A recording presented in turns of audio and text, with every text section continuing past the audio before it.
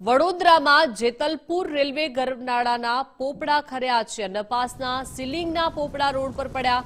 પોપડા road પર પડતા વાહન ચાલકનો આબાદ બચાવ થયો છે। થોડા સમય અગાઉ જ ગરનાળાનું સમારકામ કરાયું હતું। સમારકામ બાદ પોપડા ખરતા અનેક સવાલ ઉઠ્યા છે। મહત્વનું છે કે થોડા સમય પહેલા જ આખું ગરનાળું જે છે તેનું સમારકામ કરવામાં આવ્યું છે। હવે આ સમારકામ કરાયું અને ત્યારબાદ ફરીથી પોપડા પડ્યા છે અને સમારકામની ગુણવત્તાને લઈને હવે અનેક સવાલો થઈ રહ્યા છે। અંડરપાસમાં જે સીલિંગ આવેલી છે તેનાથી પોપડા ખર્યા છે, ત્યાંથી પસાર થઈ રહ્યા છે દરરોજ મોટી સંખ્યામાં વાહન ચાલકો અને વાહન ચાલકો જીવના જોખમે આ ગરનાળું પસાર થવા માટે મજબૂર બન્યા છે।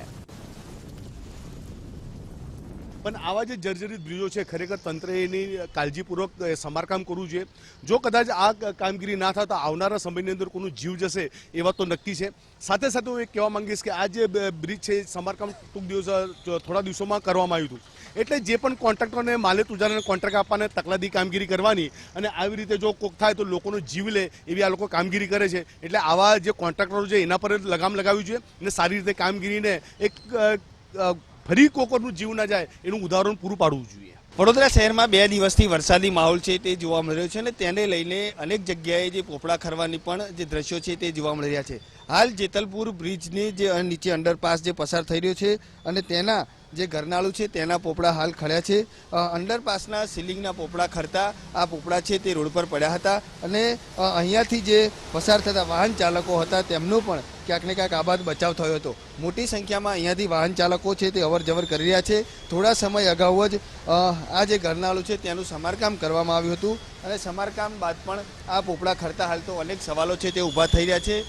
રેલવેની આ જે મુખ્ય લાઇન છે અને સતત આ જે રૂટ છે કે ત્યાંથી જે રેલવે છે તેની અવર જવર રહેતી હોય છે અને હાલ દ્રશ્યમાં જોઈ શકો છો તે રીતે છતની જે એક બાજુના જે પોપડા છે તે ખર્યા છે। જો કે સદનસીબે કોઈ પણ પ્રકારની જાનહાનિ નથી થઈ, પરંતુ જો તાત્કાલિક ધોરણે સમારકામ નહીં કરવામાં આવે તો ચોક્કસથી મોટી શક્યતાઓ હાલ અહીંયા દેખાઈ રહી છે।